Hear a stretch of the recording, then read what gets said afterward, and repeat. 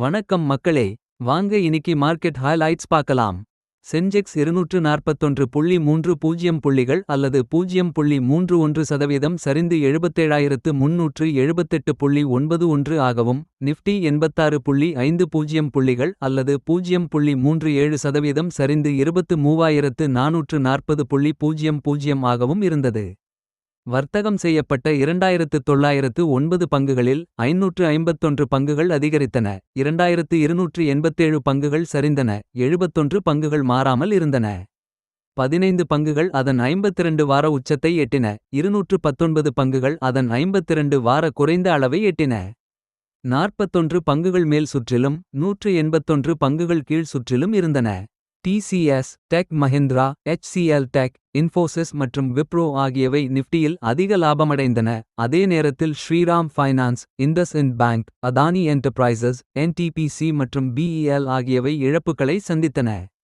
அடுத்து இன்றைய தனிப்பட்ட பங்குகள் குறித்த முக்கியமான செய்திகளை பார்ப்போம். ஸ்பெஷல்டி கெமிக்கல் ஸ்டாக்ஸ் நிறுவனங்களான SRF மற்றும் நவீன் புளோரின் முதலீட்டாளர்கள் சமீபத்திய ஏற்றத்திற்கு பின் லாபம் எடுக்க முற்பட்டதால் பங்குகள் 4 விழுக்காடு வரை சரிந்தன. முந்தைய நாளில் SRF பங்குகள் 14 விழுக்காடு உயர்ந்தது மற்றும் நவீன் புளோரின் 10 விழுக்காடு உயர்ந்தது. அமெரிக்காவின் ஏற்றுமதி நிறுவனங்கள் ரெஃப்ரிஜரண்ட் கேஸ் பிரைசஸ் விலைகளை உயர்த்தியதாக அறிவிக்கப்பட்டதைத் தொடர்ந்து பங்குகள் விலை உயர்ந்தது. IT ஸ்டாக்ஸ், தகவல் தொழில்நுட்ப பங்குகள் மந்தமான சந்தை நிலைக்கு மாறாக மேலேறின. டாடா கன்சல்டன்சி சர்வீசஸ் நிறுவனத்தின் நல்ல பாசிட்டிவ் டிமாண்ட் அவுட்லுக் ஊக்கத்தை கொடுத்ததால் இந்த உயர்வு இருந்தது. TCS 6 விழுக்காடு உயர்வுடன் முன்னணியில் இருந்தது. இன்ஃபோசிஸ், HCL டெக், விப்ரோ மற்றும் டெக் மஹிந்திரா 1 முதல் 4 விழுக்காடு உயர்ந்தன. IRCTC, மக்வாரி நிறுவனத்தின் அவுட்பெர்ஃபார்ம் மதிப்பீட்டும் $900 இலக்கு விலையும் அறிவிக்கப்பட்டதை அடுத்து பங்குகள் 2 விழுக்காடுக்கும் அதிகமாக உயர்ந்தன. இரு நாளைய சரிவுக்கு முற்றுப்புள்ளி வைத்தது. இந்திய ரயில்வே இணையதள டிக்கெட் மற்றும் உணவுப் பணிகளில் IRCTC வலுவான மொனோபொலியை கொண்டிருப்பதன் மூலம் ரயில்வே மேம்பாட்டில் முன்னணியாக உள்ளது என்று மக்வாரி கூறியது. டெல்டா கார்ப், ஜனவரி 10ஆம் தேதி ஆன்லைன் கேமிங் நிறுவனங்களுக்கு $1.12 லட்சம் கோடி மதிப்பிலான GST நோட்டீஸ்களுக்கு உச்சநீதிமன்றம் தடை விதித்ததன் மூலம் பங்குகள் 4.37 விழுக்காடு உயர்ந்தன. இந்த வழக்கின் இறுதி தீர்ப்பு வரை அனைத்து நடவடிக்கைகளையும் நிறுத்தி வைத்திருப்பது கேமிங் நிறுவனங்களுக்கு நிவாரணமாக இருப்பதுடன் அவர்களின் நிதி நிலையை நிலைப்படுத்தக்கூடும். அதானி வில்மா, அதானி கமாடிட்டீஸ் நிறுவனம் இருநாள் பங்கு விற்பனை முறையை OFS நான் ரீட்டெயில் இன்வெஸ்டர்ஸ்க்கு தொடங்கியதால் பங்குகள் 10 விழுக்காடு குறைந்த விலையோடு முடிந்தன.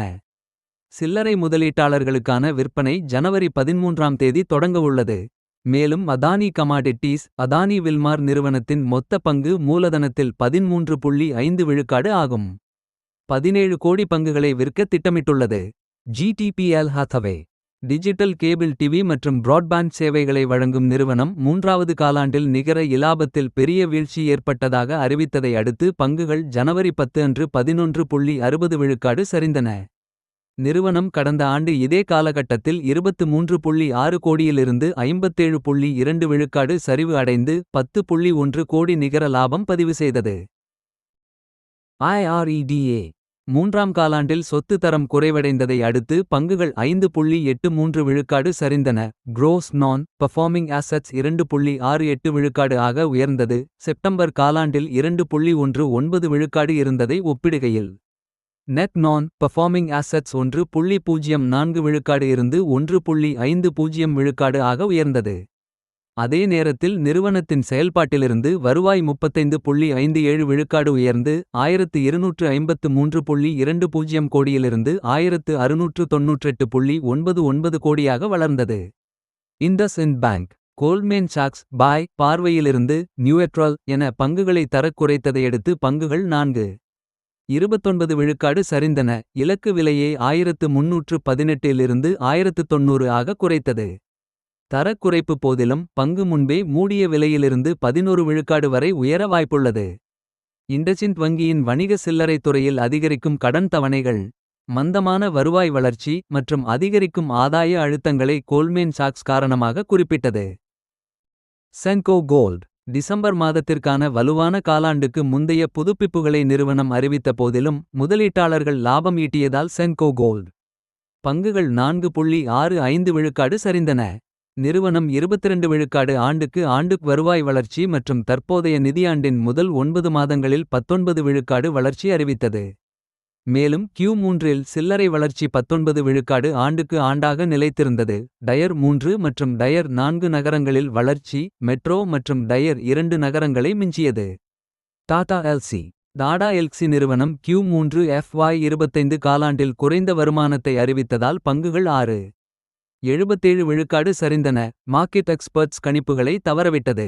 Q3 FY25க்கான நிறுவனத்தின் நிகர லாபம் 3.5 விழுக்காடு ஆண்டுக்கு ஆண்டு குறைந்து 199 கோடி ரூபாயாக இருந்தது. அதே நேரத்தில் முக்கிய செயல்பாடுகளின் வருவாய் 3 விழுக்காடு ஆண்டுக்கு ஆண்டு உயர்ந்து 939 கோடி ரூபாயாக இருந்தது. இருப்பினும் அதிக பணியாளர் நன்மை செலவுகள் மற்றும் அதிகரித்த பொருள் செலவுகள் காரணமாக மொத்த செலவுகள் 7 விழுக்காடு உயர்ந்து 723 கோடி ரூபாயாக இருந்தது. இன்றைய செய்தி உங்களுக்கு பிடித்திருக்கும் என்று நம்புகிறேன். அடுத்த வீடியோ வில் சந்திப்போம். Happy investing.